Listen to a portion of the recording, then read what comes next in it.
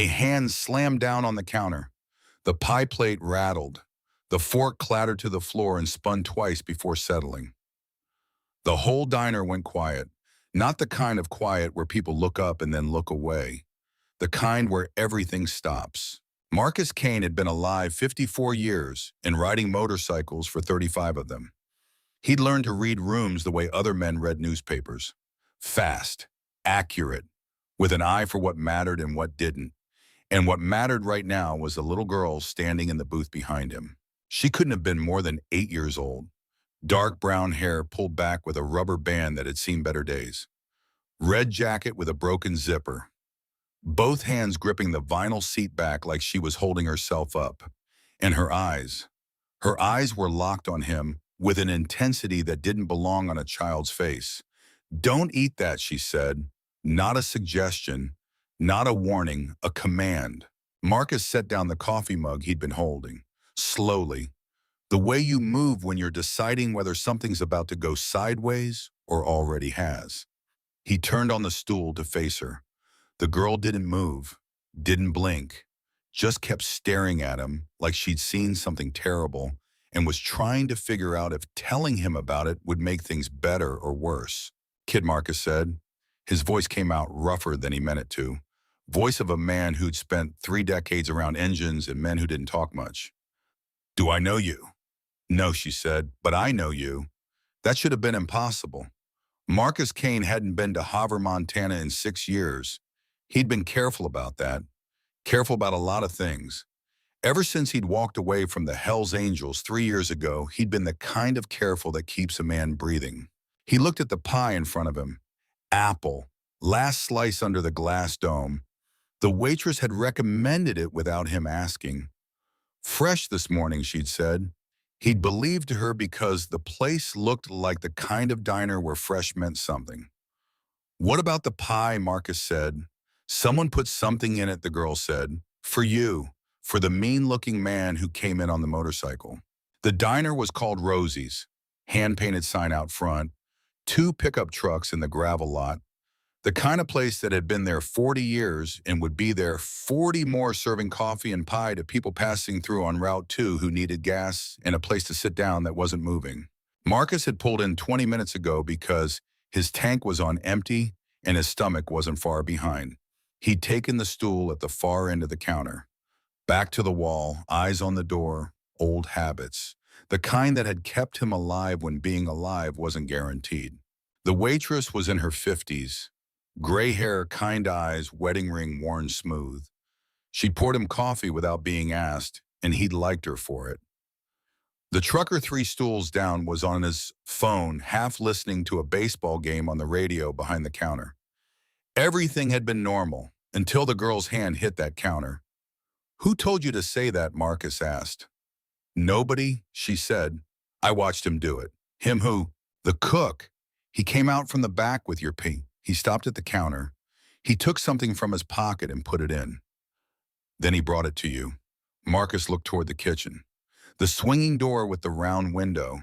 He could see movement behind the glass, but couldn't make out who. He looked back at the girl. "What's your name, Emma?" "Emma what? Walsh." "Where are your parents?" "Emma Walsh." She looked down at the table. At a grilled cheese sandwich cut in half, 1 half, eaten, 1 half not. At a backpack sitting on the seat beside her like a friend. "I'm by myself," she said. That wasn't an answer, and Marcus knew it. But he also knew when to push and when to wait. This was a wait situation. He turned back to the counter, pushed the pie plate 6 inches away from him. The cook came through the swinging door 30 seconds later.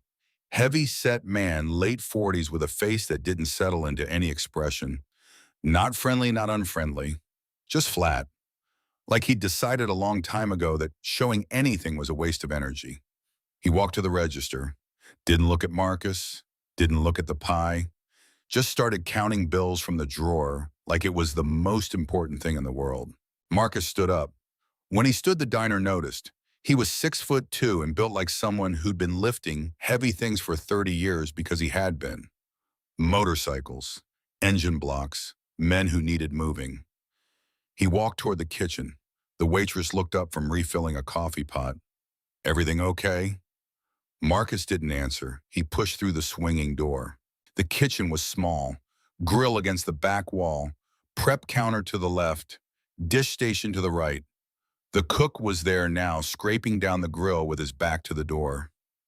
"Turn around," Marcus said. The man took his time, wiped his hands on a towel, turned slow. When he saw Marcus standing there, nothing changed in his face. That was the first thing Marcus noticed. No surprise, no confusion, no anger. A man who sees a customer walk into his kitchen should be one of those things. This man was none of them. "You got a problem with the food," the cook said. "Yeah," Marcus said. "I got a problem. You put something in my pie." Nothing moved in the man's face. "Don't know what you're talking about." "The little girl saw you. Little girls see all kinds of things." Marcus took 2 steps forward. The cook's hand went to his apron pocket. Marcus was faster. He crossed the distance in one move, grabbed the man's wrist, twisted it behind his back, and put him face first against the prep counter. The cook grunted, tried to pull away. Marcus pressed harder. "Empty your pockets," Marcus said. "You got no right. Empty them, or I empty them for you." The cook went still, the kind of still that means a man's doing math. Marcus could feel it, the tension in the shoulders, the weight shifting slightly to the left, looking for an angle. "Don't," Marcus said. "You won't like how that ends." The cook stopped shifting. Marcus reached into the apron pocket himself, felt something small, pulled it out. A folded paper pouch, the kind a pharmacist might use for powder medication. Except no pharmacist folded it like this. Marcus opened it. White powder, half empty, half of it was in that pie. Marcus looked at the cook. The man's face was pressed against the stainless steel, but his eyes were visible in the reflection. Flat. Like looking at them wasn't different from looking at a wall. "Who paid you?" Marcus said. The cook said nothing. "I'm asking once," Marcus said. "After that, we're past asking." "A name," the cook said. "That's all I got. Say it."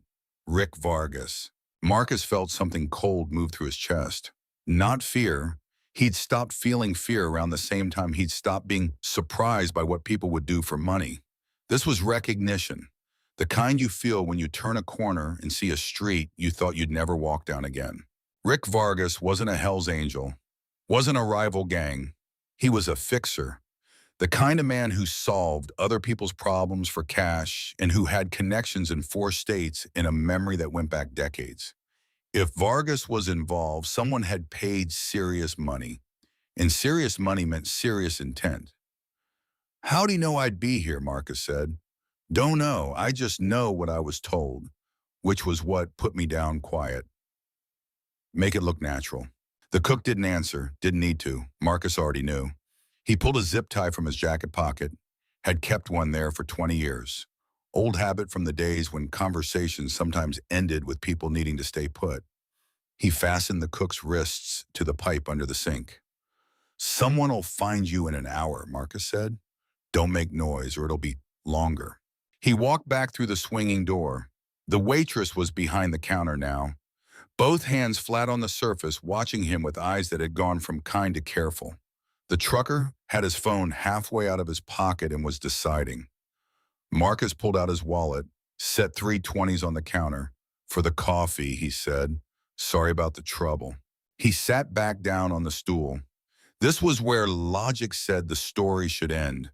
Threat identified. Threat handled. Cook tied up in the kitchen. Marcus knew Rick Vargas's name. He could be 2 counties away before anyone untied that cook. He'd disappeared from harder situations than this. But the girl was still in the corner booth. Emma Walsh, 8 years old, watching him with those same steady eyes. The grilled cheese was gone, both hands wrapped around a glass of water.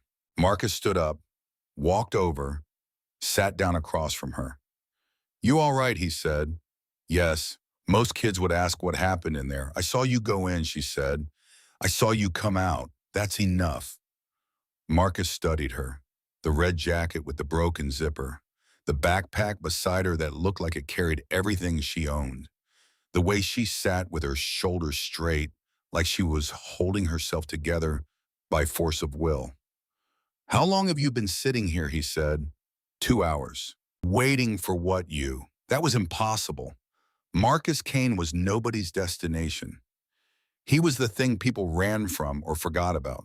He'd made sure of that. How do you know who I am? He said. My mom told me. Marcus went very still, the kind of still that happens when a piece of information lands that doesn't fit anywhere. That changes the shape of everything around it. What's your mom's name? Emma hesitated, like she was deciding whether saying it out loud would make something real that she'd been keeping unreal by not saying. Rebecca Walsh, she said. The diner went quiet again. Or maybe it had been quiet the whole time and Marcus just noticed now. He sat there looking at this 8-year-old girl with her broken zipper and her backpack and her steady eyes. Rebecca Briggs, he thought, before she was Rebecca Walsh, 22 years ago, Sturgis Rally, 3 weeks that felt like 3 months. She'd been 23, he'd been 32. They'd both been running from something. His something was the Hells Angels getting too violent. Her something was a family that wanted her to be someone she wasn't. They'd made sense together for exactly as long as they'd been in the same place. Then he'd gone back to the chapter. She'd said she wasn't built for that life. He'd understood. They'd parted without anger, without promises. Just two people who'd found each other for a while and then hadn't. He'd thought about her sometimes. Not often, but sometimes. How old are you, Marcus said. 8, Emma said. 9 in November. Marcus did the math. Did it again to be sure. 22 years ago, he'd left Sturgis in August. If Rebecca had been pregnant, then she'd have known by October. Emma would have been born in May. She'd be 8.5 now. The math fit. Where's your mom now? He said. Emma's jaw tightened. Just a little. The way it does when you're trying to hold something in place that wants to break apart. She died, Emma said. February. She said it flat. Factual. The way kids say hard things when they haven't found another way to carry them yet. Marcus sat there. The diner sounds came back. The radio, a truck shifting gears outside, the waitress moving behind the counter. But all of it felt distant, like it was happening in a different room. I'm sorry, he said. Emma nodded, didn't say anything. Is there family? Someone taking care of you? She had a brother, Emma said, but he moved somewhere after she got sick. I don't know where, so you're alone. Emma looked at him, 8 years old, alone in a diner in Montana with a backpack and a broken zipper. Mom told me about you, she said, about a month before she died. She wrote your name on a piece of paper. She said you lived on the road and you'd be hard to find. She said Route 2 in Montana was where you always ended up in summer. She paused. She said you were mean-looking, but that I should trust you anyway. Marcus almost smiled. Almost. Did she say why? Because you were the only person she ever trusted with her whole life. That hit differently than it should have. Marcus had been trusted with a lot of things. Money, secrets, violence, but never someone's whole life. That was a different category. That was the thing you only gave to someone you believed wouldn't break it. When did you leave home? He said. 12 days ago. You've been on your own for 12 days. I had money saved. Emma touched the backpack. Mom left me some. I took buses. She looked at him. I was careful. Marcus believed her. An 8-year-old who could sit in a diner for 2 hours watching for a man she'd never seen, who could warn him about poison in his food, who could look at him now with eyes that didn't ask for pity or comfort, just acknowledgement. That was someone who'd learned to be careful. The front door of the diner opened. Cold air came in with 2 men. They weren't local. Marcus knew it in the first 3 seconds. Wrong boots, wrong jackets, wrong way of moving. Their eyes scanned the room, not looking around, looking for. Marcus set his coffee cup down slowly. Emma, he said quietly, don't turn around. Don't look at them. Look at me. She did. We're going to stand up in about 10 seconds, he said. We're going to walk toward the bathroom hallway. There's a back exit that next to the mop closet. We go through that. Okay, okay. She said it like she'd done this before. That bothered Marcus. He filed it away. He stood, put a hand on Emma's shoulder, walked them both toward the back of the diner. He didn't look at the two men, looking signals awareness. He moved like a man who needed the restroom. He heard one of them say something to the waitress, heard her start to answer, heard the words sitting right there. He pushed Emma through the back exit, cold Montana air, gravel lot behind the diner, propane tanks, dumpster. His motorcycle was out front. No good, they'd have eyes on the front. Back wall, Marcus said. When I say run, you run. You get to my bike and you get on the back. You hold on and you don't let go. Understand, yes. You ever been on a motorcycle? No. First time for everything. He moved them along the back wall. At the corner, he stopped, looked around the edge. One man was already outside scanning the lot, hand near his jacket, not reaching yet, just ready. Marcus made the decision fast. He covered the distance in 4 seconds. The man turned. Marcus drove his elbow into the man's nose before the hand could become anything else. The man dropped. Something fell from his pocket. Not a gun, a phone. Marcus grabbed it. The screen was still lit. He looked at it for 1 second and felt everything shift again. His photograph, his face, and below it an address.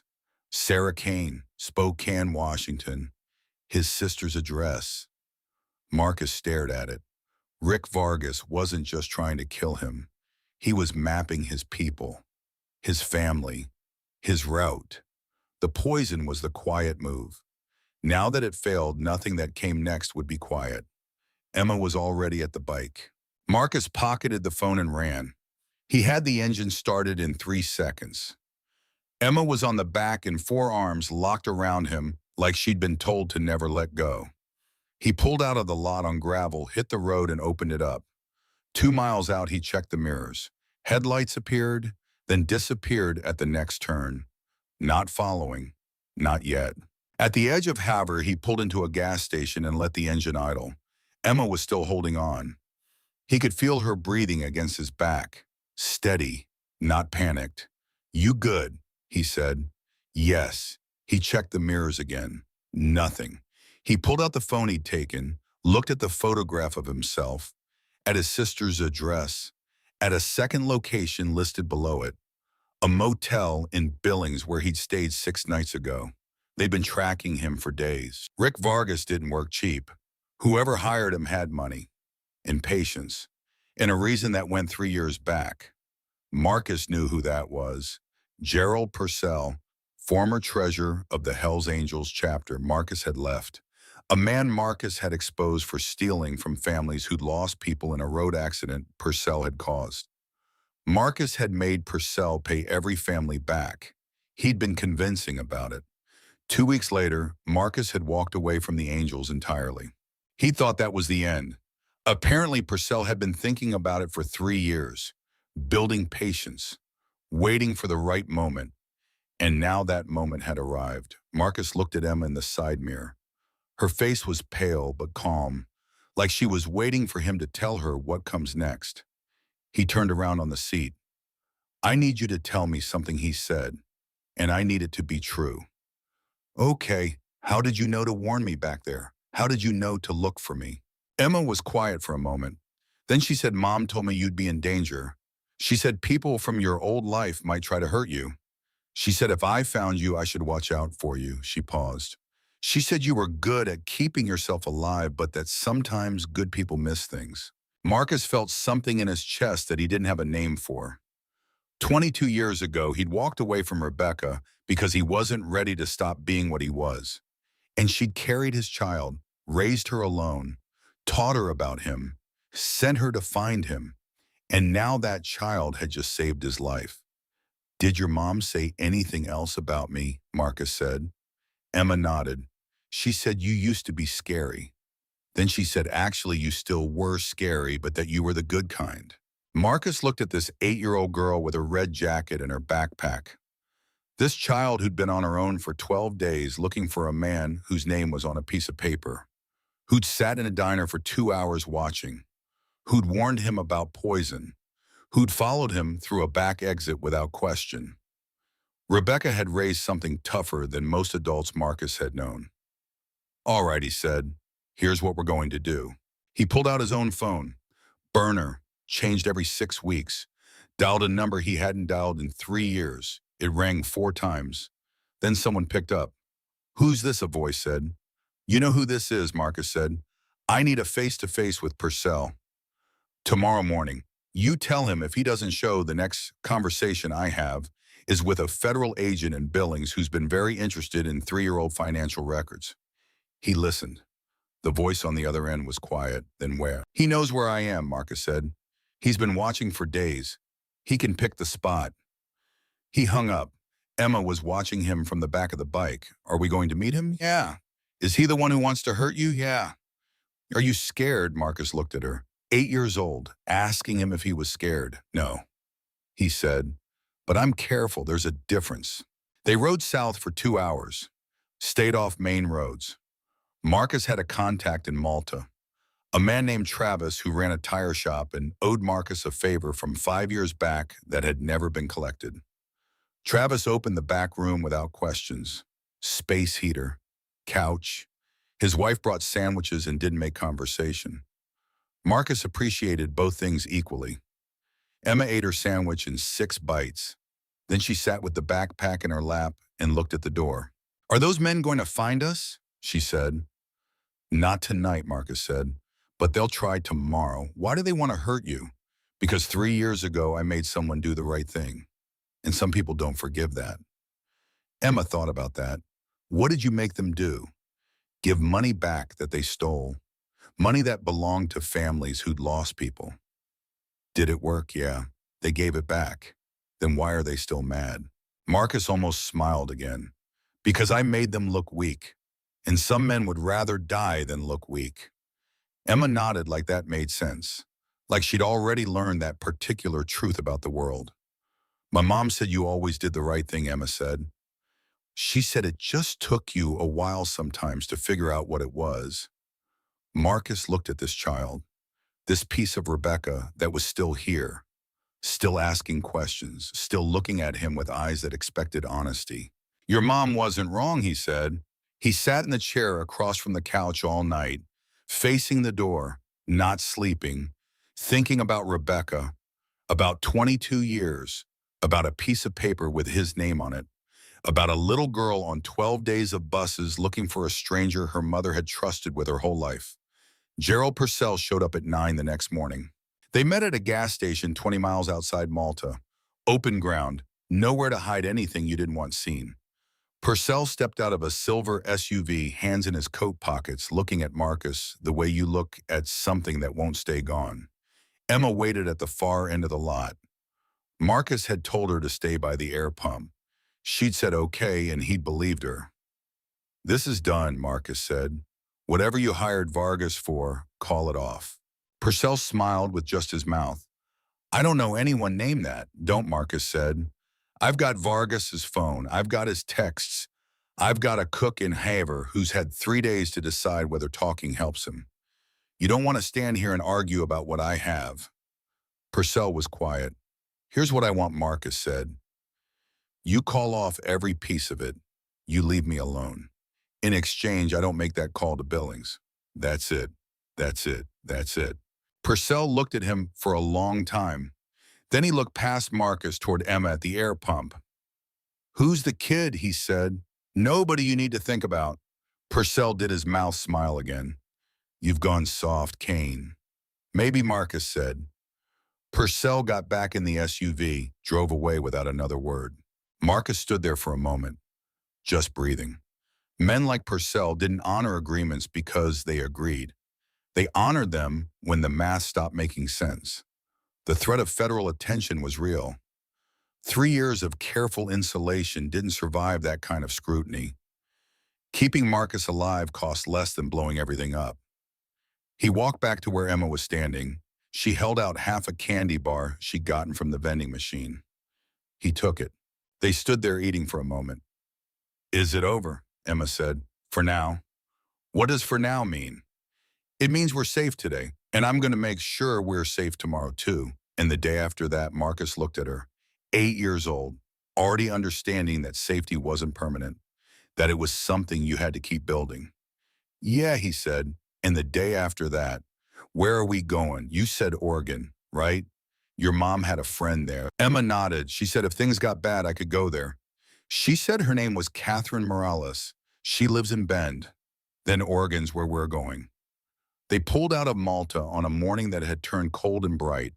The road stretched ahead through open country, grass and distance and sky. Nothing else. Emma held on with both arms. After the first hour, Marcus felt the change in her grip, the stiffness going out of her shoulders, like she'd made a decision somewhere in the first 60 miles and set something down. She'd been carrying too much for too long, 12 days alone.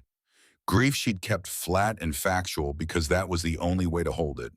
The weight of a piece of paper with a stranger's name and a direction and nothing else. Around the 2-hour mark, she leaned her head against his back. Marcus didn't comment on it. He thought about Rebecca, about a sick woman sitting at a table with a piece of paper writing the name of someone she hadn't seen in 22 years. Because when she looked at everything she had, that name was the most solid thing she could offer. He thought about the year they'd had together, about the morning she told him she wasn't built for his kind of life, how he'd understood without argument, how they'd parted without anger. Just two people who'd found each other for a while and then hadn't. He hadn't known she was pregnant.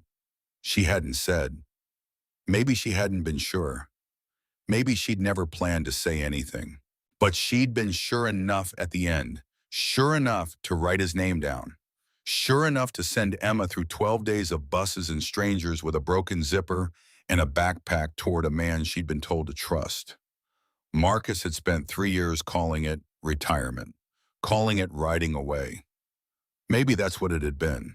Or maybe the road had been pointing him somewhere all along, and he just hadn't known what the destination looked like until a small girl put her hand on a counter and said 4 words.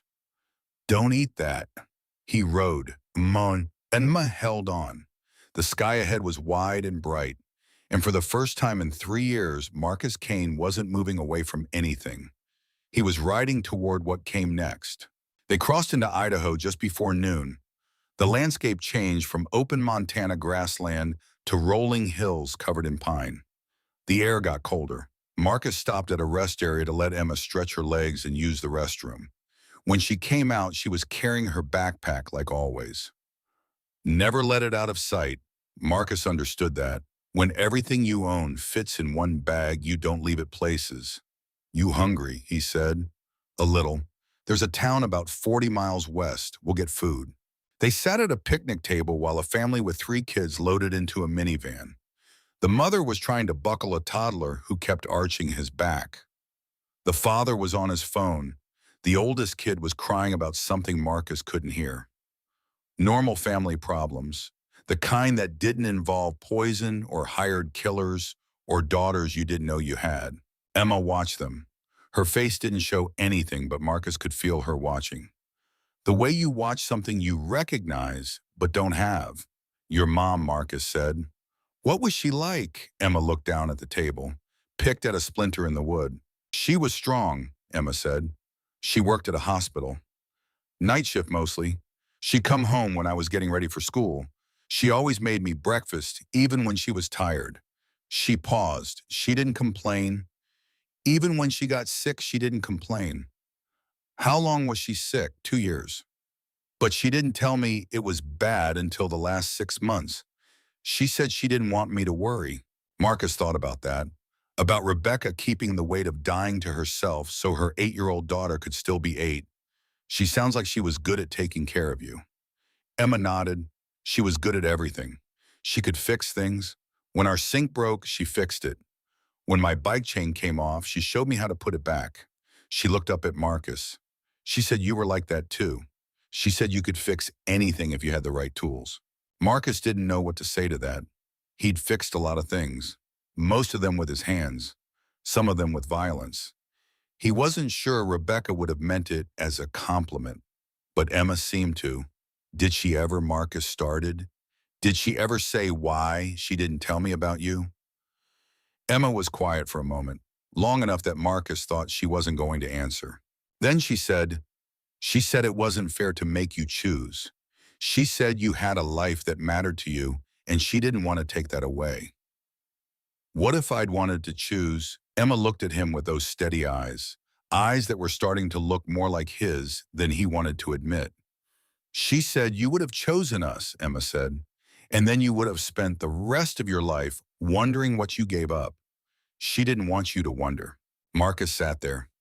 The family with 3 kids was pulling out of the parking lot now. The toddler had stopped crying. The father was driving. The mother was turned around in her seat saying something to the kids in back. Rebecca had made a decision 22 years ago. She'd carried it alone, raised a daughter alone, worked night shifts and fixed sinks and taught Emma how to put a bike chain back on. All of it without asking Marcus for anything. And then at the end, when she knew she was dying, she'd written his name on a piece of paper. Not because she needed him, because Emma would. I would have chosen you, Marcus said. Emma looked at him. If she'd told me, Marcus said, I would have chosen you both. I know, Emma said. That's why she didn't tell you. They rode another 40 miles to a town called Salmon. Population 3,000, 1 main street, 3 restaurants. Marcus picked the one that looked like it had been there longest. Small places that survived in small towns usually survived because the food was good. They sat in a booth by the window. Emma ordered pancakes. Marcus ordered coffee and a burger. The waitress was in her 20s, friendly in the way people are when they're genuinely happy to see you. Cute kid, she said to Marcus. She looks just like you. Marcus didn't correct her. Emma didn't either. When the food came, Emma ate half her pancakes and then stopped. Push the plate away. You okay, Marcus said. I'm full. You barely ate anything. I'm not used to eating a lot. That bothered Marcus more than it should have. An 8-year-old who wasn't used to eating a lot meant an 8-year-old who'd learned to manage on less, who'd learned to stretch food and make things last. When did you eat last? Before the diner yesterday. Emma thought about it. The day before that, on the bus, I had crackers. Marcus flagged the waitress. Can you box up these pancakes? Sure thing. He paid the check. They walked back to the bike. Emma put the box in her backpack carefully. Like it was valuable. Marcus made a decision then. Not a big one, just a shift in direction. We're going to need supplies, he said. For the road. There's a store across the street. The store was called Harvey's General. Sold everything from fishing tackle to groceries to camping gear. Marcus walked Emma through the aisles. Pick out what you need, he said. Like what clothes? A jacket that zips. Anything else? Emma looked at him like she didn't understand. Go ahead, Marcus said. She moved slowly at first, picked up a jacket, put it back, picked up another one. This time she held on to it. Then she found a pair of jeans, a sweatshirt, socks. Marcus added a sleeping bag, a small backpack that wasn't falling apart, a first aid kit, water bottles, energy bars. At the register, Emma watched the total climb. Her face got tighter with each number. It's okay, Marcus said. It's too much. No, he said. It's not. He paid cash, helped Emma load everything into the saddlebags on the bike. She put on the new jacket, blue with a working zipper. She zipped it up and down twice like she was testing it. Thank you, she said. You're welcome. They were loading the last bag when Marcus's phone rang. The burner. Only 3 people had the number. Travis was one. The second was a lawyer in Billings who handled things Marcus needed handled quietly. The third was his sister, Sarah. It was Sarah, Marcus, she said. Her voice was tight. Wrong. What's wrong? There's someone watching my house. Since when? 2 days. Silver, sedan. Parks across the street. Different times. Same car. Marcus felt his chest go cold. He looked at Emma. She was adjusting the straps on her new backpack, not listening. You call the police and say what someone's parking on a public street. Is the car there now? No. But Marcus, I'm scared. This isn't normal. I know, he said. Listen to me. Pack a bag. Go to Linda's. Right now. Don't tell anyone where you're going. I'll call you in 2 hours.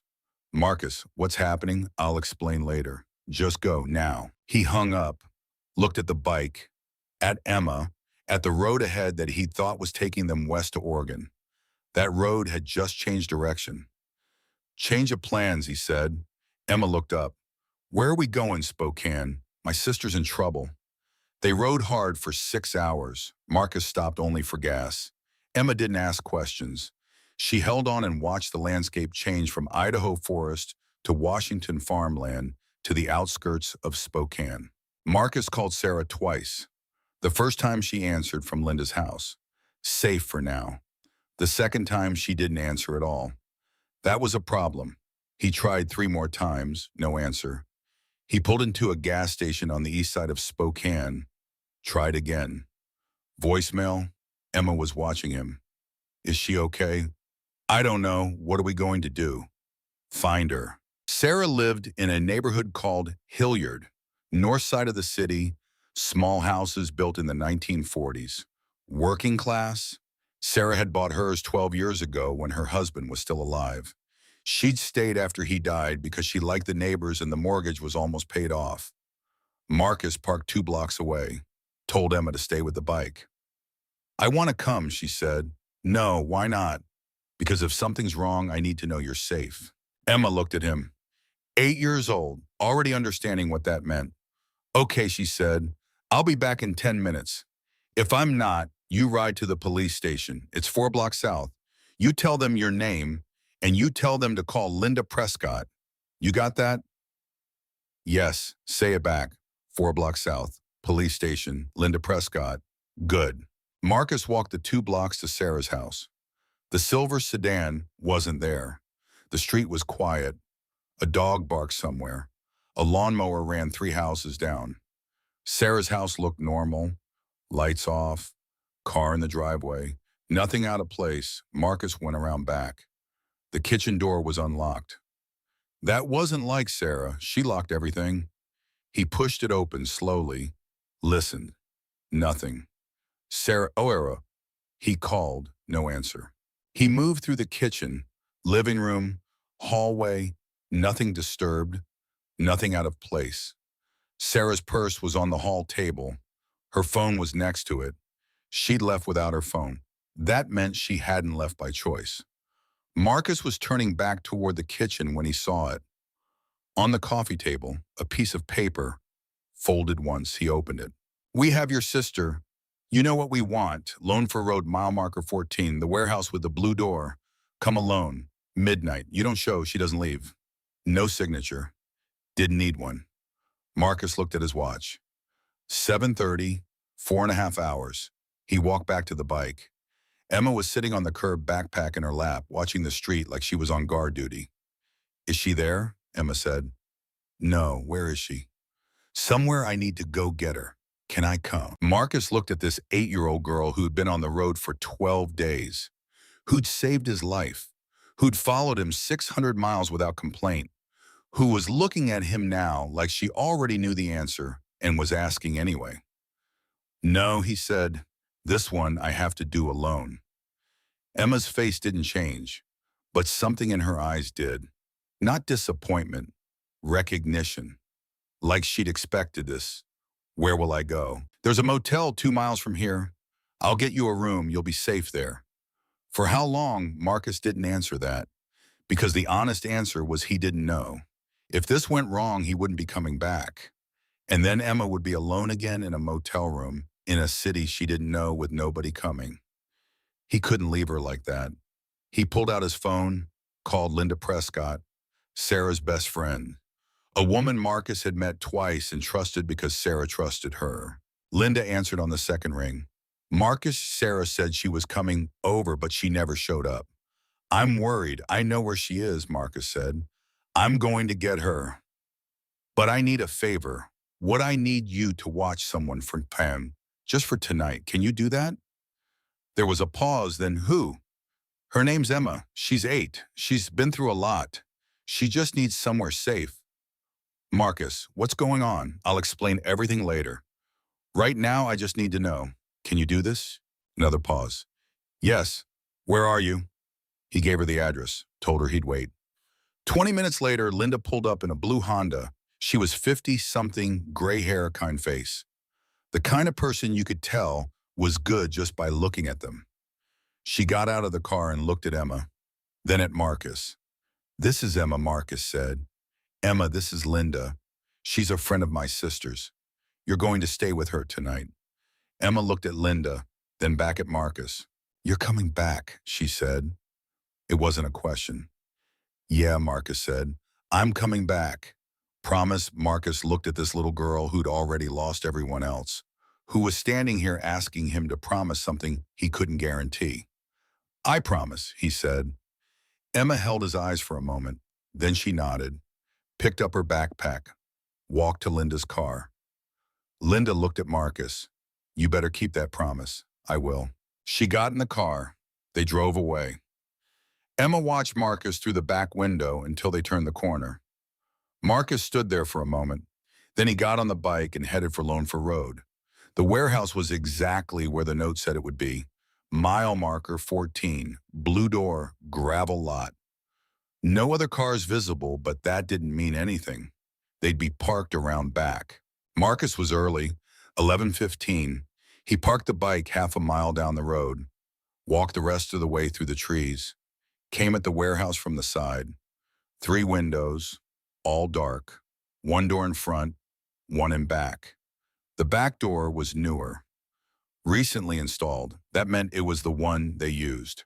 Marcus circled the building twice, counted 4 men outside, 2 by the back door, 2 patrolling the perimeter, all carrying, all alert.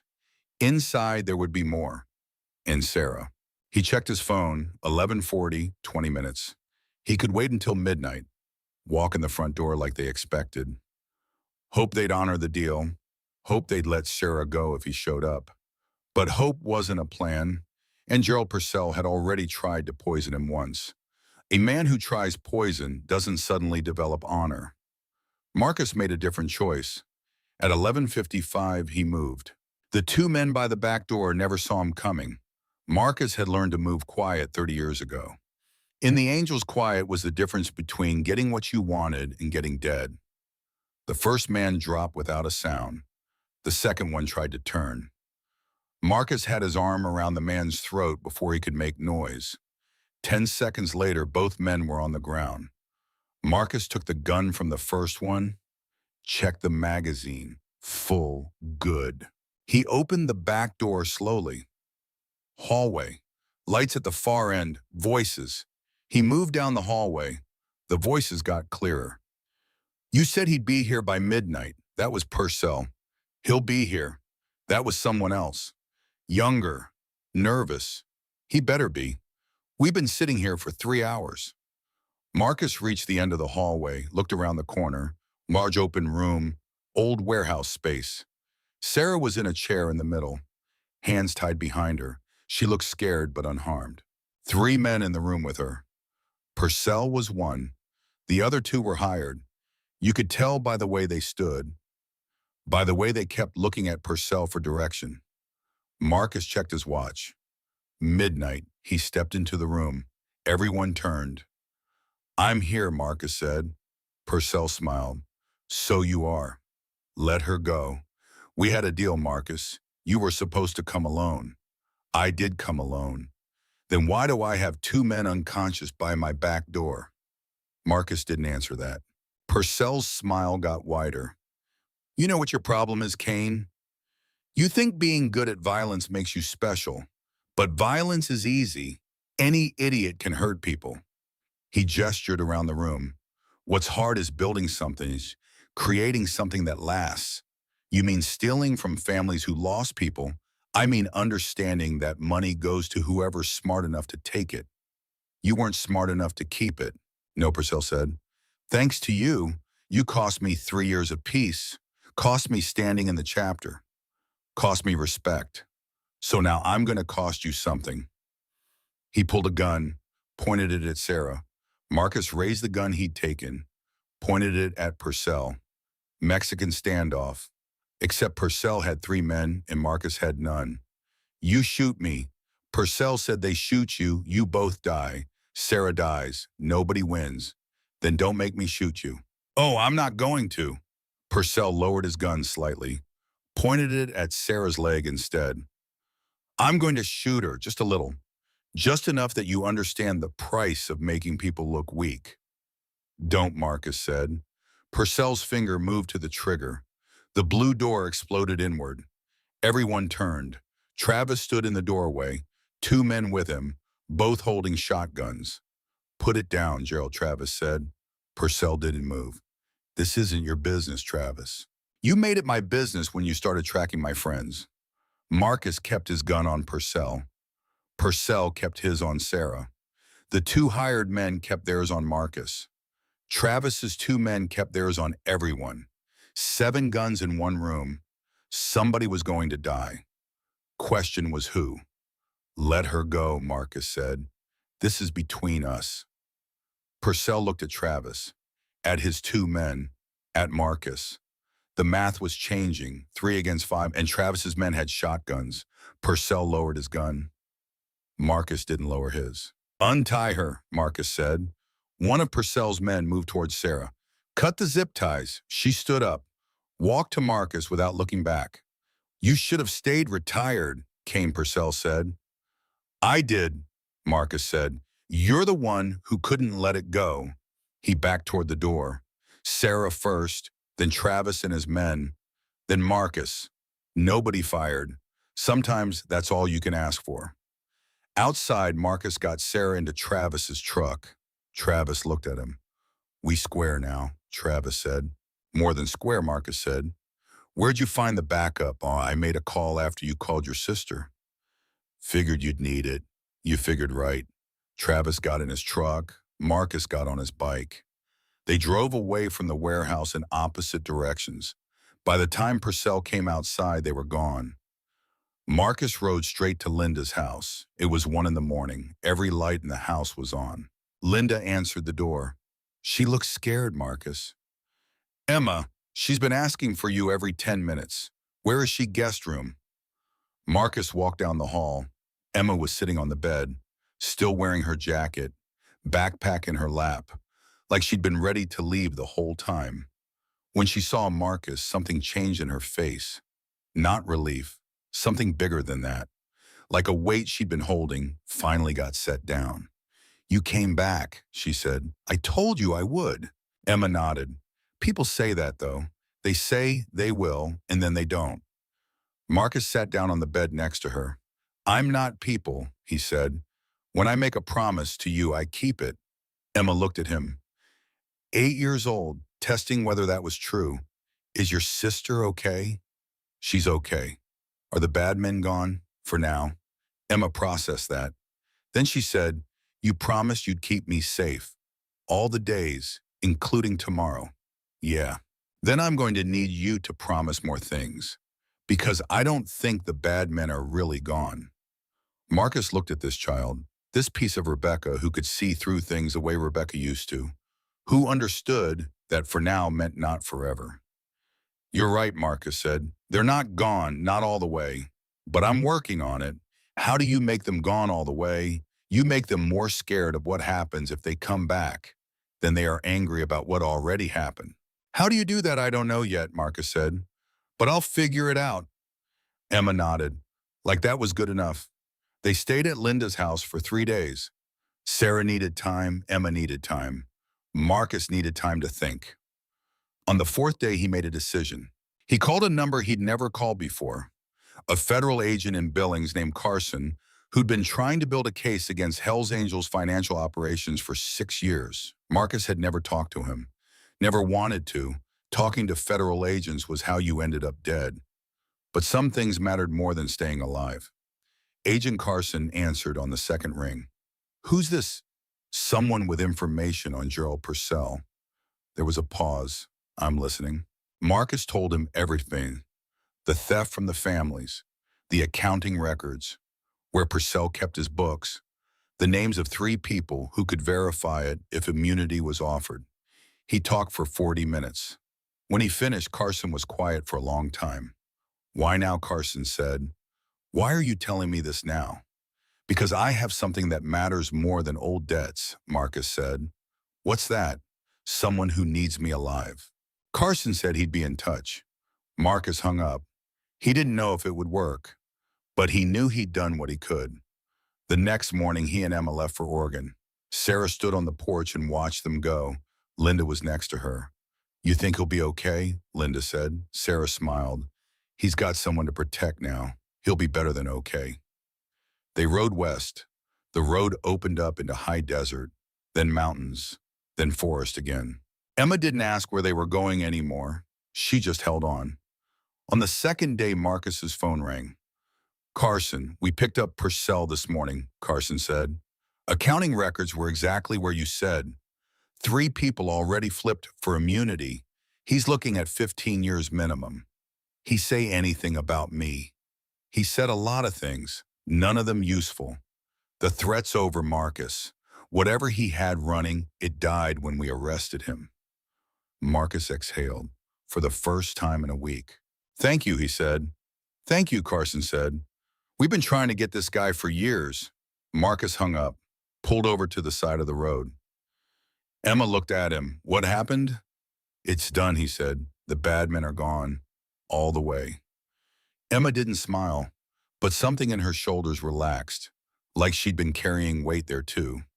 They rode the rest of the day, made it to Bend, Oregon by evening. Catherine Morales lived in a small house on the east side of town. Garden in front, wind chimes on the porch. The kind of place Rebecca would have loved. Marcus knocked. A woman in her 60s answered. Gray hair pulled back, kind eyes. "Yes," she said. "My name's Marcus Kane. This is Emma Walsh. Rebecca sent her." Catherine's face changed. She looked at Emma, then at Marcus, then back at Emma. "Oh, honey," she said. "Come inside." They sat in her living room. Catherine made tea. Emma told her about Rebecca, about the cancer, about the piece of paper with Marcus's name, about the 12 days of buses. Catherine cried, quietly, the way people cry when they've lost someone they loved. "I'm so sorry," she said to Emma. "Your mother was one of the best people I ever knew." "I know," Emma said. Catherine looked at Marcus. "And you're going to take care of her, yes. Rebecca trusted you that much." Marcus thought about that, about 22 years, about the decision Rebecca had made, about sending Emma to find him. "Yeah," he said, "she did." Catherine nodded. "Then you can stay here as long as you need." They stayed 2 weeks, long enough for Emma to have a space that felt like home, long enough for Marcus to figure out next steps. On the last day, Marcus sat with Catherine on the porch while Emma was inside packing. "You know you don't have to do this," Catherine said. "I can take care of her. I'd be happy to." "I know," Marcus said, "but Rebecca sent her to me, not you." "Why do you think that was?" "Because she knew Emma would need more than someone kind. She'd need someone who could protect her from the things being kind doesn't stop." Catherine looked at him. "You love her already, don't you?" Marcus didn't answer right away. Then he said, "I didn't know I could." That evening they left. Emma hugged Catherine goodbye, promised to write. They rode north, out of Bend, through the mountains, following the road wherever it led. Emma leaned her head against Marcus's back like she always did now. "Where are we going?" she said. "I don't know yet," Marcus said. "Where do you want to go?" "Somewhere with you." Marcus felt something in his chest, something that had been broken for a long time starting to mend. "Then that's where we'll go," he said. They rode until the sun started setting, pulled off at a lookout point, stood at the edge and watched the sky turn orange and red and purple. Emma stood next to him, not touching, just there. "You know what Mom used to say," Emma said. "What?" "She said the thing about sunsets is they always come back, even when everything else changes." Marcus looked at this 8-year-old girl, this piece of Rebecca, this person he hadn't known existed 2 weeks ago, and couldn't imagine living without now. Your mom was right, he said. They stood there watching until the sun disappeared.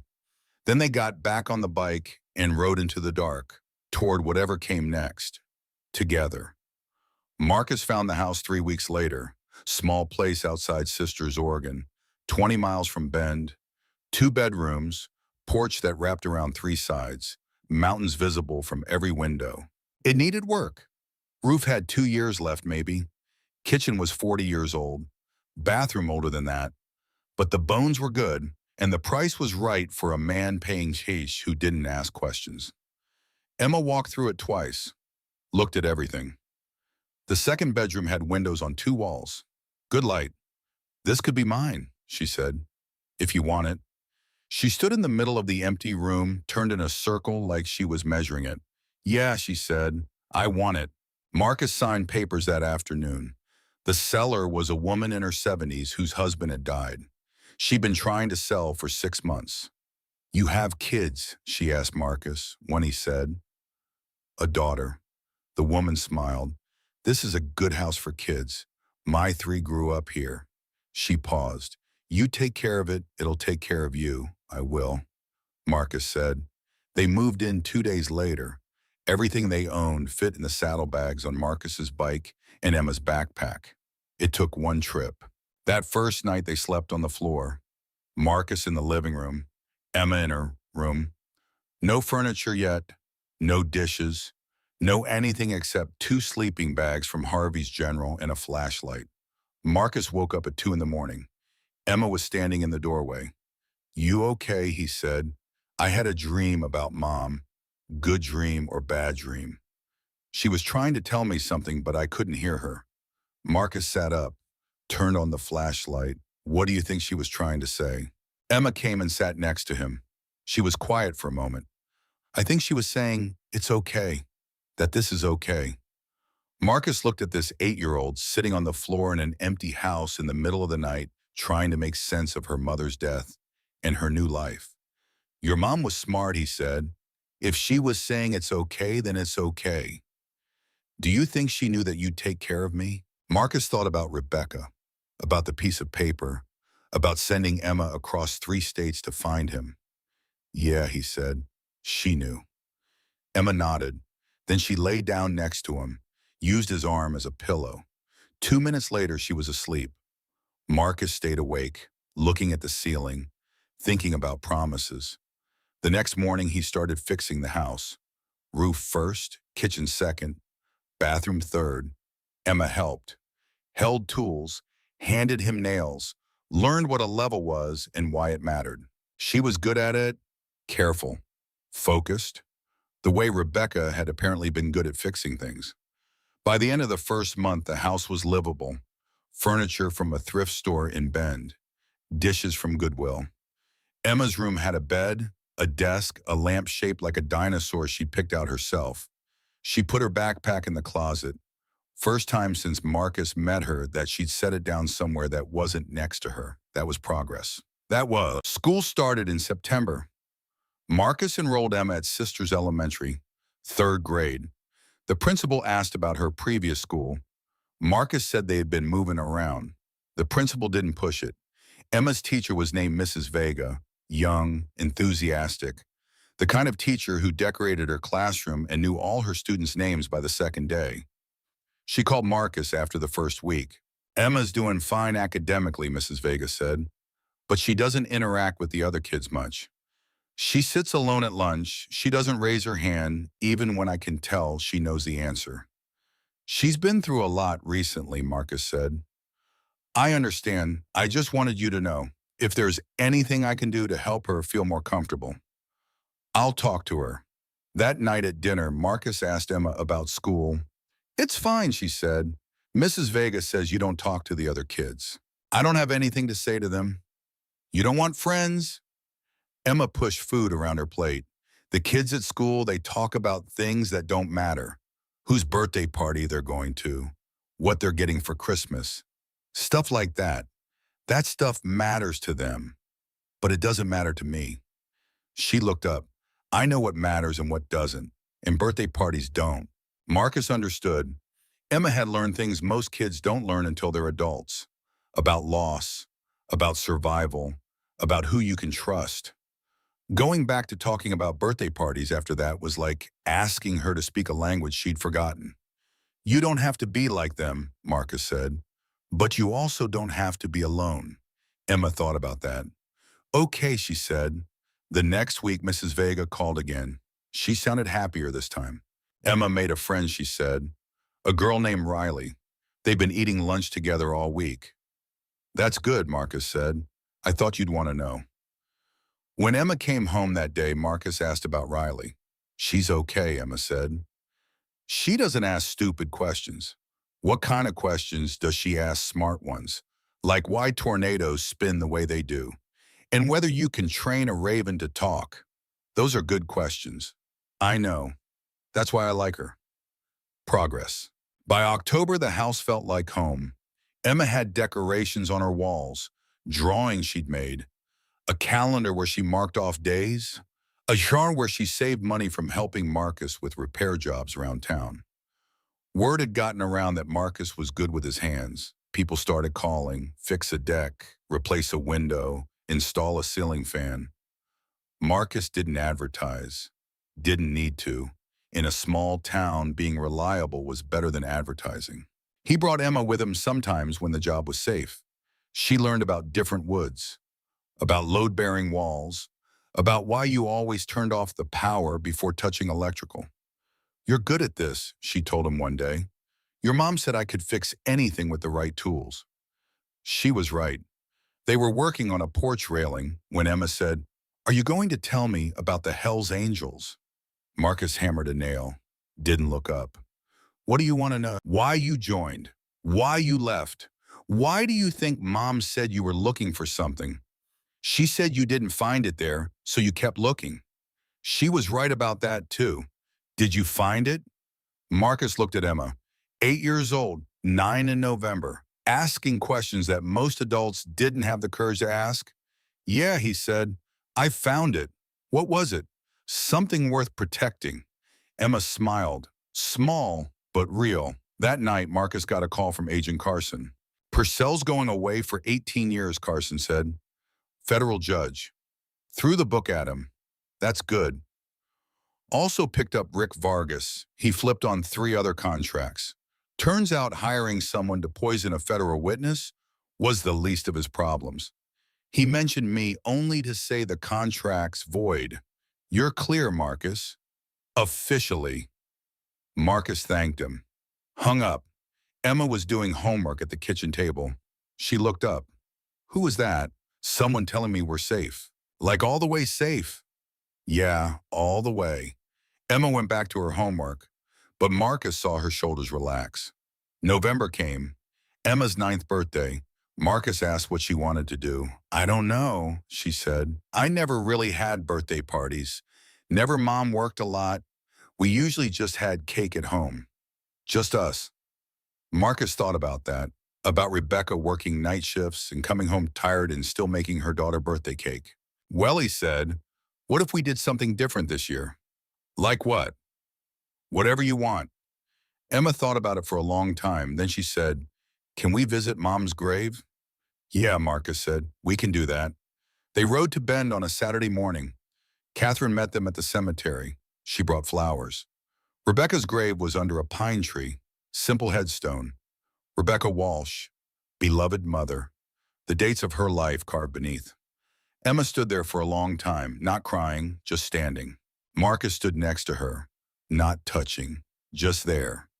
Catherine put the flowers down. She looked at Marcus. Rebecca would be proud, she said, of both of you. How do you know, Emma said. Because I knew your mother for 20 years, and I know what mattered to her. She gestured at Marcus. She wanted you to be safe, and you are. She wanted you to have someone who protect you, and you do, she paused. That's all she wanted, Emma.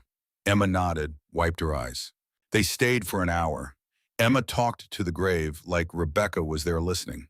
Told her about school, about Riley, about the house, about Marcus fixing things. Marcus stood back, gave her space. When they left, Emma said, can we come back? Whenever you want, Marcus said. Once a month? Yeah, once a month. They made it a routine, first Saturday of every month. Ride to Bend, visit the grave, have lunch with Catherine. By Christmas, Emma had changed. Not in ways most people would notice, but Marcus noticed. She smiled more, talked more, stopped carrying her backpack everywhere. Mrs. Vega called it growth. Marcus called it healing. Riley came over for a sleepover in January. First time Emma had invited anyone. They built a fort in Emma's room, made popcorn, watched movies.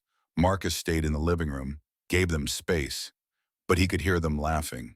That sound, Emma laughing, was better than anything Marcus had ever heard. Riley's mom picked her up the next morning. She was nice.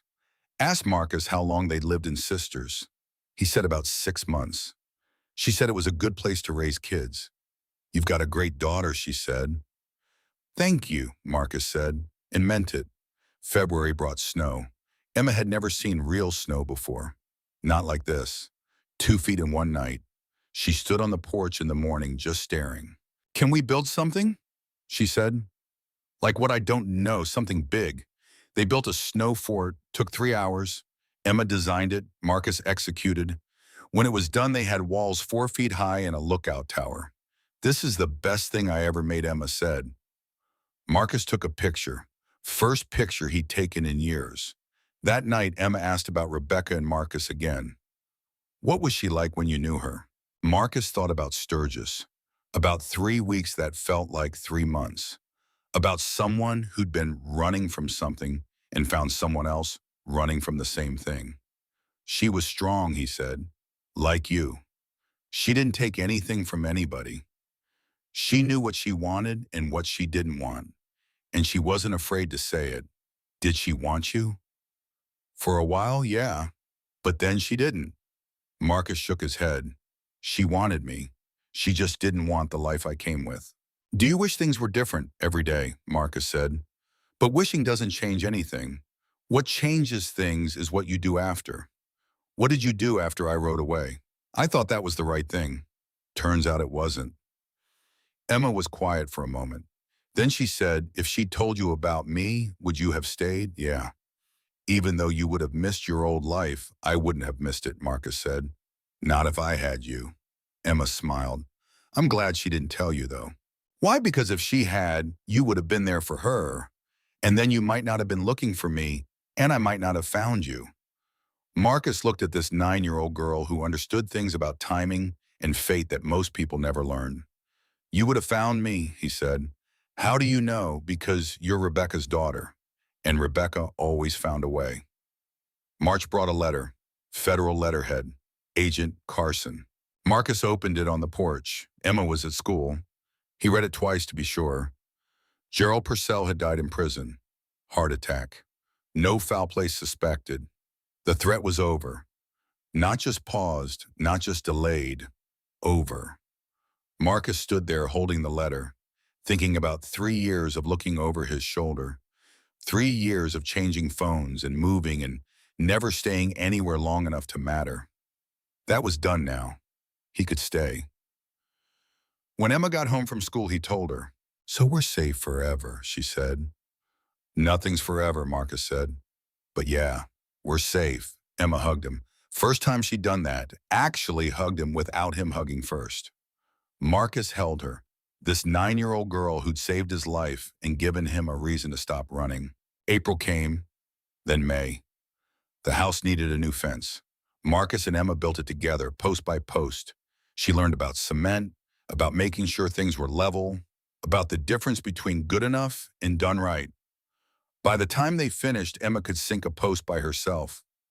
You're getting good at this, Marcus said. I have a good teacher. On the first Saturday in May, they rode to Bend, visited Rebecca's grave. This time, Emma brought her own flowers, dandelions she'd picked from the yard. She stood at the grave and said, I'm okay, Mom, we're okay. Marcus stood next to her. Catherine stood next to him. She knows, Catherine said. How do you know? Emma asked. Because mothers always know.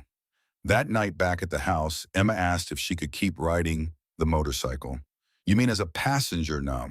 I mean learn to ride. You're 9. I'll be 10 soon. Still too young. When I'm 15 then, maybe, Emma smiled. That's not a no. No, Marcus said, it's not a no. June brought the end of school. Emma finished third grade with straight A's. Mrs. Vega said she was one of the best students she'd ever taught. Riley's family invited them to a barbecue. Marcus went, didn't talk much, but he went. Riley's dad was a teacher at the high school. Nice guy. Asked Marcus about his bike. They talked for 20 minutes about engines and roads and places worth seeing. You should bring Emma up to the lake sometime, Riley's dad said. The girls would love it. Maybe we will, Marcus said. 2 weeks later they went. Emma and Riley swam, built sandcastles, ate hot dogs, acted like normal 9-year-olds. Marcus sat with Riley's parents, watched. Felt something unfamiliar. Contentment. That night, driving home, Emma said, this is what normal people do, isn't it? What do you mean they have friends? They go to lakes. They eat hot dogs? Yeah, Marcus said. That's what normal people do. Are we normal now? Marcus thought about that.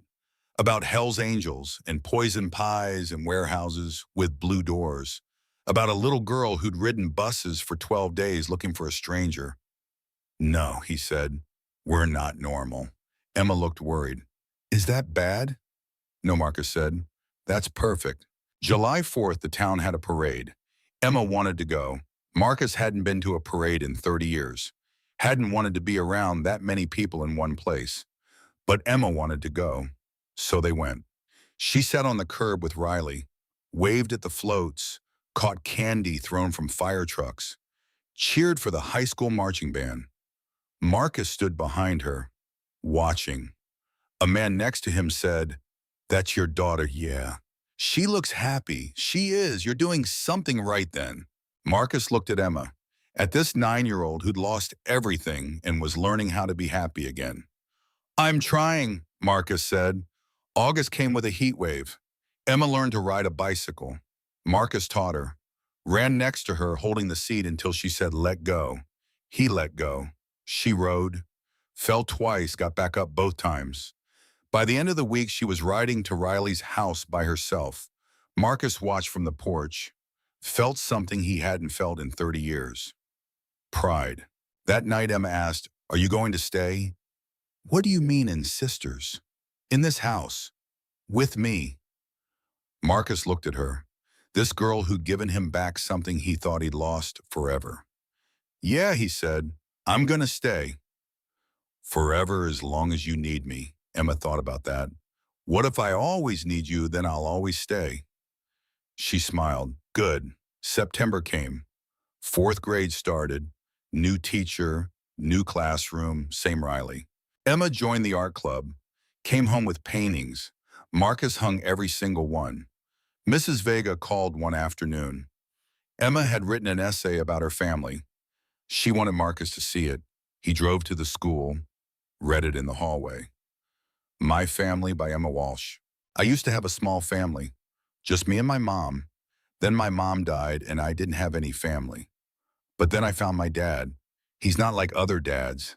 He rides a motorcycle and he knows how to fix everything. He doesn't talk a lot, but when he promises something, he keeps it. My mom told me to trust him, and she was right. Now my family is small again, but it's good, and that's what matters. Marcus read it 3 times. Mrs. Vega was standing there watching.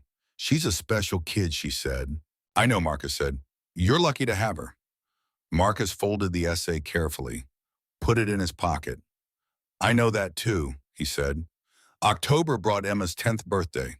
This time she wanted a party. Marcus said okay. They had it at the house, invited Riley and 3 other kids from school. Catherine drove up from Bend. Emma blew out candles on a cake Marcus had tried to make himself. It was lopsided and the frosting was uneven, but Emma said it was perfect. Make a wish, Catherine said. Emma closed her eyes, thought for a moment. Blue. What did you wish for? Riley asked. Can't tell, Emma said, or it won't come true. That night after everyone left, Marcus asked what she'd wished for. Emma smiled. I wish that tomorrow would be like today, and the day after that, and the day after that. Marcus looked at this 10-year-old girl who'd learned that the best thing you could wish for was more of what you already had. I hope it comes true, he said. Me too. November brought the first snow. Emma and Marcus built another fort, bigger than last year's, with tunnels this time. Riley came over. They had a snowball fight. 3 against 1. Marcus against Emma Riley and Riley's little brother. Marcus lost on purpose. Emma knew. She whispered, "You let us win." Maybe Marcus said. She laughed. That sound again. Better every time. December brought Christmas. Emma made a list. Not of things she wanted, of things she wanted to do. Visit Mom's grave. Make cookies. Watch It's a Wonderful Life. Build a gingerbread house. They did all of it. On Christmas morning, Marcus gave Emma one present, a leather journal with her initials on the cover. "What's it for?" she asked. "Whatever you want," Marcus said. Writing, drawing, remembering. Emma opened it. The first page had a note from Marcus, for Emma. "So you never forget where you came from or where you're going. Love, Dad." She looked at him, tears in her eyes but smiling. "You called yourself Dad. Is that okay?" She hugged him. "Yeah, that's okay." January brought cold that didn't quit. Pipes froze. Marcus fixed them. Emma helped. She was good at it now. Could hand him tools without being asked. Knew what came next. "You could do this for a living," Marcus said. "Maybe I will." They worked in silence for a while. Then Emma said, "Do you ever miss it?" "Miss what?" "Your old life. The motorcycle club. The road." Marcus thought about that. About 30 years of riding, of chapters and rallies and running from things. "No," he said. "I don't miss any of it." "Why not?" "Because I finally found what I was looking for." "What was that, home?" Emma smiled. "Me too." February marked 1 year since Rebecca died. Marcus and Emma rode to Ben, stood at the grave. Emma didn't cry this time, just stood there. Then she said, "I think she'd be happy about us, about how things turned out." Catherine put a hand on Emma's shoulder. "I know she would be." That night, Marcus sat on the porch. Emma was inside doing homework. Catherine was in the kitchen making tea. Marcus thought about Rebecca, about a piece of paper, about a girl on 12 days of buses, about poison in warehouses and promises, about finding home in the last place he expected. The door opened. Emma came out, sat next to him. "What are you thinking about?" she said. "Your mom. Good things or bad things?" "Good things." "Like what?" "Like how she knew. Even at the end, she knew exactly what to do." Emma leaned against him. "I miss her." "I know. Do you miss her?" Marcus had loved Rebecca once, a long time ago. For 3 weeks, that felt like 3 months. And then he let her go because he wasn't ready to be what she needed. But she'd given him something anyway. Something that it would become the most important thing in his life. "Yeah," Marcus said. "I miss her too." They sat there until the stars came out. Until Catherine called them in for dinner.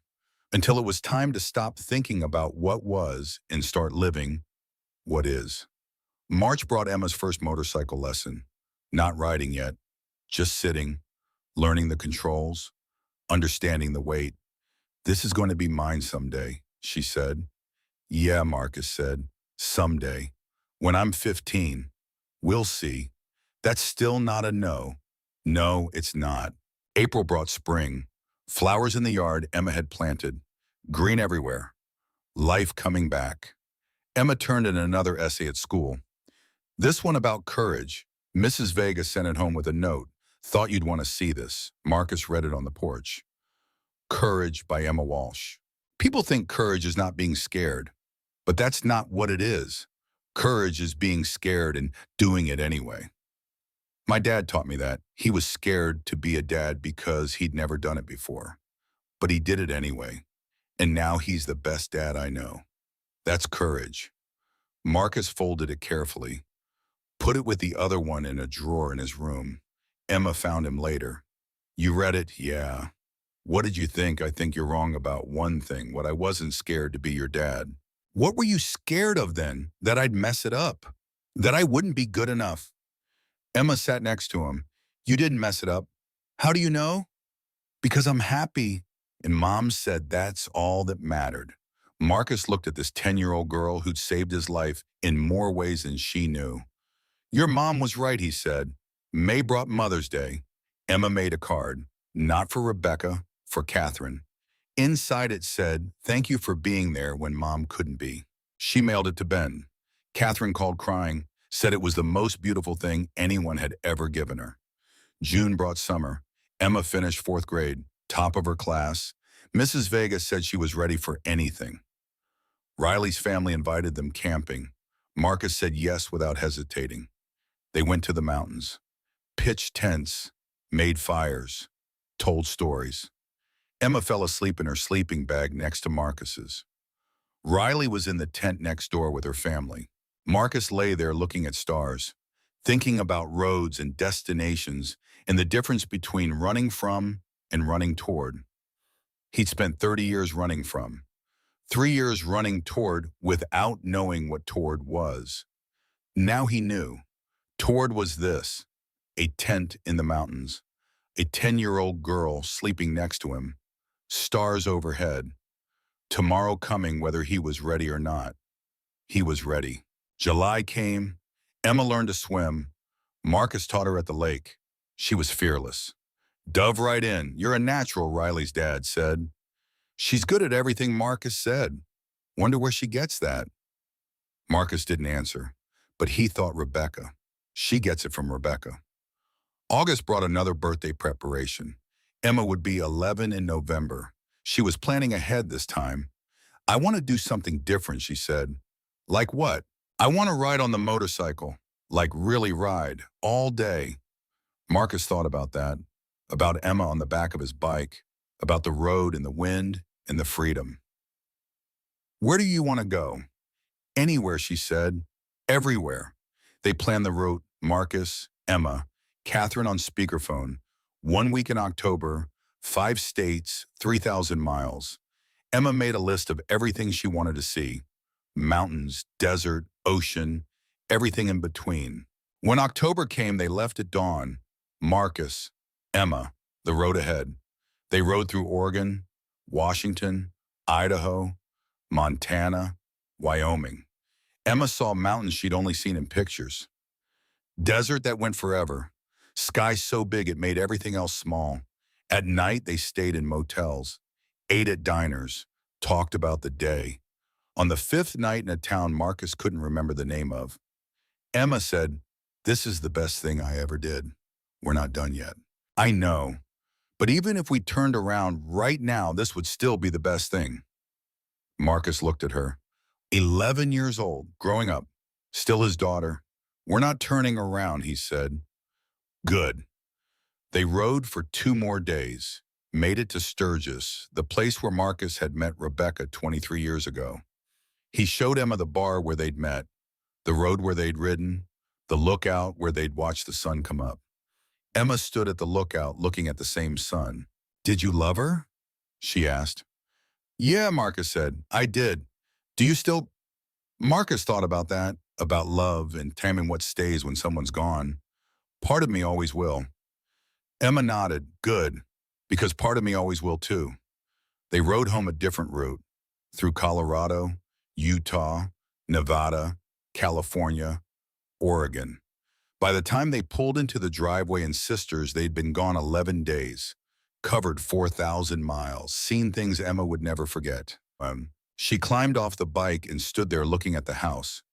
I'm glad we went, she said, but I'm glad we came back too. That's the thing about home, Marcus said. It's always better when you leave and come back. They went inside. Everything was exactly how they'd left it, except it felt different now. Smaller somehow, but in a good way. Like they'd grown and the house had stayed the same, and that was okay. November came, Emma's 11th birthday. This time she wanted something simple. Just us, she said. You, me, Catherine. That's it. They had dinner at home. Catherine made Rebecca's favorite dessert, apple pie. Emma blew out candles, made a wish, wouldn't say what it was. Later, after Catherine left, Emma asked Marcus, Did you ever think this is where you'd end up? No, Marcus said. Never. Are you happy you did? Marcus looked at this 11-year-old girl, this piece of Rebecca, this person who'd changed everything. Yeah, he said. I'm happy. Me too. They sat on the porch, stars overhead, wind in the trees, tomorrow coming like it always did. Emma said, I want to tell you something. Okay, my wish. At dinner, I wish that you'd never leave. Marcus felt something in his chest, the same thing he'd felt a year ago, and a year before that. Love. I'm not going anywhere, he said. Promise, I promise, Emma smiled, stood up, gave him a hug. Thank you, she said. For what? For being my dad. She went inside. Marcus stayed on the porch. He thought about roads, about running, about 30 years of not knowing what he was looking for. He'd found it now. Not in a place, not in a thing, in a person, in a little girl who'd sat in a diner and saved his life and given him a reason to stop running. He thought about Rebecca, about the piece of paper, about her knowing, even at the end, exactly what to do. Thank you, he said to the stars, to Rebecca, to whoever was listening, for trusting me with her, for sending her to find me, for giving me a second chance. The wind picked up. The trees moved. Somewhere in the dark, an owl called. Marcus stood up, went inside, checked on Emma. She was asleep, backpack in the closet where it belonged. Room full of paintings and books and all the things a normal 11-year-old girl has. He pulled the blanket up to her chin, turned out the light, walked to his own room, sat on the bed, opened the drawer where he kept Emma's essays, read them both, folded them carefully, put them back. Tomorrow he'd fix the porch railing that was loose, maybe take Emma to the hardware store, teach her about wood stain. Tomorrow they'd be a family, like today, like yesterday, like every day for the rest of their lives. Marcus lay down, closed his eyes, thought about roads and destinations and the difference between running from and running toward. He was done running. He was home.